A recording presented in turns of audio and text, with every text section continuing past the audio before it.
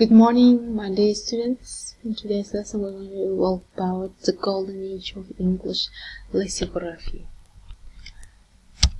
So let's start.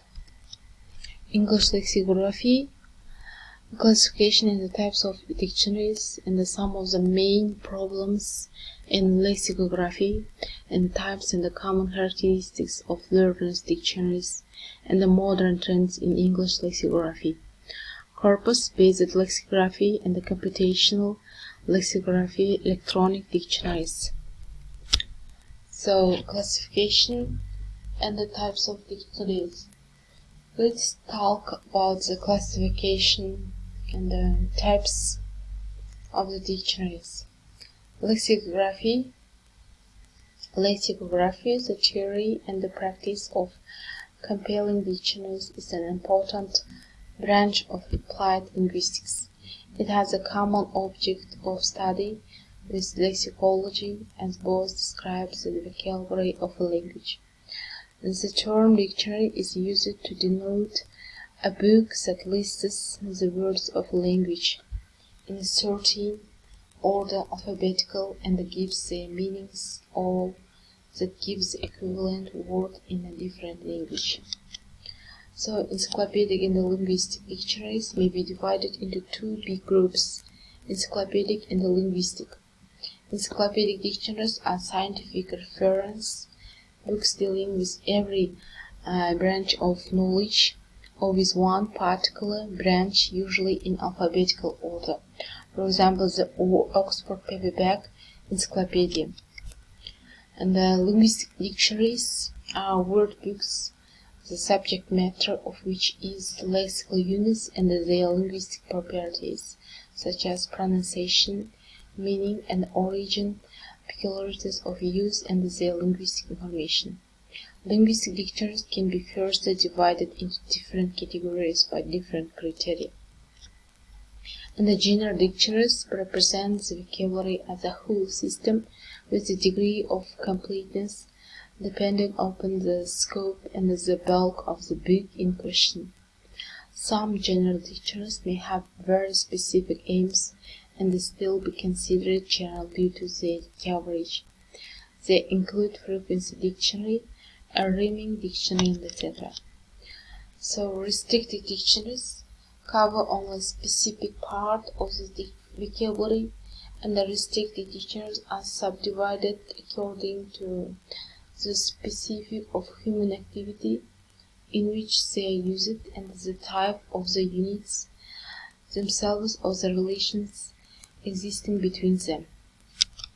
So the first subgroup registered and explains technical terms for various branches of knowledge, medical, linguistic, economical terms, and the second subgroup deals with specific language units, phraseological units, abbreviations, neologisms and borrowings, toponyms, dialectical words, and the proverbs and sayings.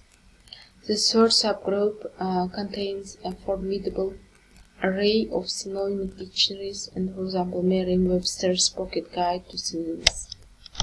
So, explanatory dictionaries, specialized dictionaries. So, explanatory dictionaries present a wide range of data with regard to the semantic aspect of the vocabulary. Items entered, for example, the New Oxford Dictionary of English. Explanatory dictionaries present a wide range of data with regard to the semantic aspect of the vocabulary. Items entered, for example, the New Oxford Dictionary of English. Specialized dictionaries deal with lexical units only in relation to some of the characteristics, only in relation to the etymology, frequency, pronunciation, usage, and the Longman Pronunciation Dictionary. Then, according to the language of explanation, all dictionaries are divided into monolingual and bilingual. In monolingual dictionaries, the words and the information about them are given in the same language. For example, the new short Oxford English Dictionary. And the second one is the bilingual dictionary that explains words by giving the equivalents in another language. For example, the English-Russian phraseological dictionary by Kunin and the bilingual dictionaries must provide an adequate translation of every item in the target language and the expression in the source language. So, diachronic, historical, and the synchronic descriptive dictionaries.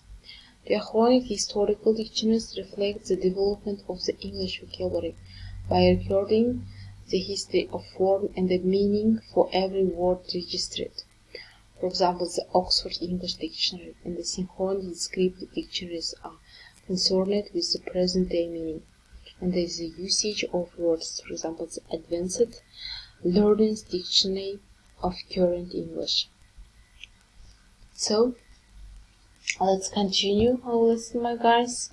So, at home, you must write down all those guides and the lexicography. What is lexicography and what you must do, what you must know about the golden age of the English lexicography. So, let's continue. Some of the main problems in lexicography. The first one is the selection of lexical units for inclusion. The second one is the arrangement of the select lexical units. The third one is the setting of the entry. The fourth one, the selection and the arrangement of word meanings. The fifth one, the definition of meanings. The sixth, the last one, the illustrative material. So, let's continue. The selection of lexical units for inclusion. It's important to decide what types of lexical units will be chosen for the inclusion. The second one is the number of these items. And the third one is what to select and what to leave out in the dictionary. Which form of the language spoken or written or both the dictionary is to reflect. Whether the dictionary should contain obsolete units, technical terms, dialectisms, and some others. The arrangement of the selected lexical units, the modes of presentation of entries, the alphabetical order, and the cluster type. In synonym books, words arranged in synonymic sets, and its dominant member serves as the head word of the entry. The entries may be grouped in families of words of the same root as in general explanatory and the translation dictionaries. The setting of the entry. The most complicated type of entry is found in general explanatory dictionaries of the synchronic type. The entry usually presents the following data, except its spelling and the pronunciation, grammatical characteristics including the indication of the part of speech of each entry word, the whether nouns are countable or uncountable, the transitivity, intransitivity of verbs and the irregular grammatical forms, definitions of meanings and the modern currency illustrative examples, derivatives, phraseology, etymology, sometimes synonyms and antonyms. The selection and arrangement of word meaning.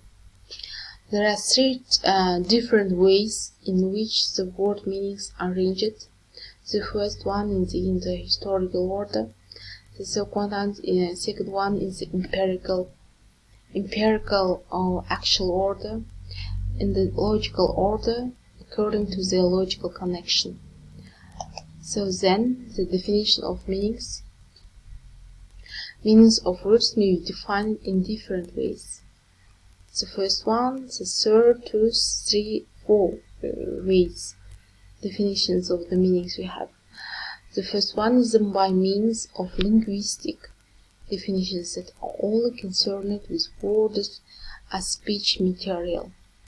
And the second one by means of encyclopedic definitions that are concerned with things for which the words are names and the by names of synonymous words and expressions by means of cross-references.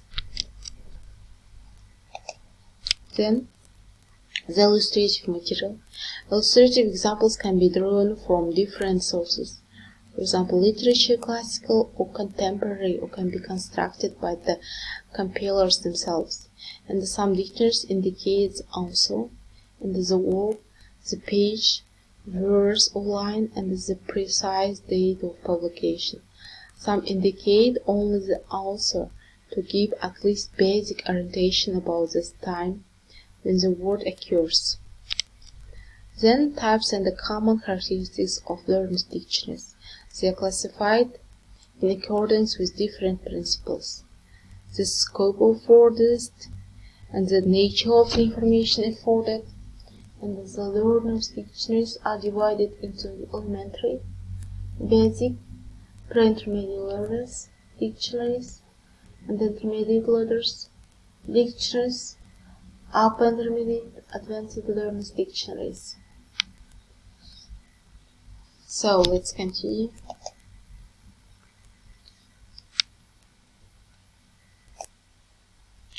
Lexicography is traditionally defined as the art and the science of dictionary making and compiling. Lexicographers aim at a systematic description of the word's semantic structure, its different meanings. So, historical outline. The first English-Latin dictionary was printed in England in 1440, and the Latin began to lose ground, and in the 16th century appeared English-Italian, English-French, and other dictionaries. And the first real English dictionaries appeared in the 17th century, and they defined English words in terms of other English words. So the first English dictionary published in the 17th century were Robert Cowde's Table Alphabetical of Hard Words, and the John Belliker's An English Expositor, and the Henry Cockman's The English Dictionary, and the Elisha Cole's An English Dictionary also. This Dr. Samuel Johnson's Dictionary of the English Language. It was the most comprehensive dictionary of the English, with extensive etymologies, complete and clear definitions followed by quotations from reputable authors illustrating the use of the word, adding important dimensions to definitions. So in November 1857, Richard Chenevix Stanstein of Westminster presented 2 papers before the Philological Society under the title on some deficiencies in our English dictionaries. So, on some deficiencies in our English dictionaries, they fail to include obsolete words, inconsistency in presenting families of words, shortcoming in describing historical development of words, neglecting synonym differentiations, discrepancies in quoting illustrative materials.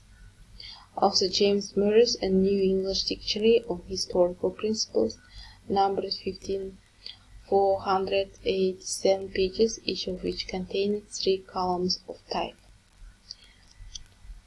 Editorial board was expanded by Henry Bentley, William Alexander Page, and Charles Talbot and Youngs.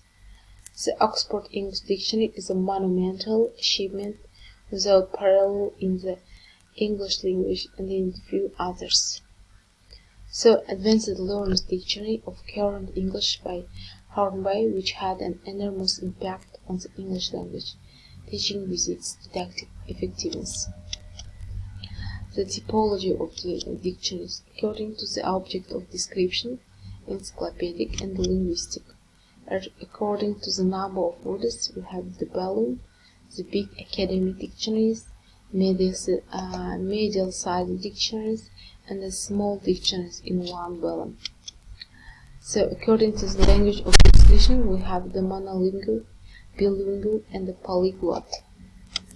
So, according to the functional variant of the language, I have the general literary vocabulary of big words and the technical vocabulary, territorial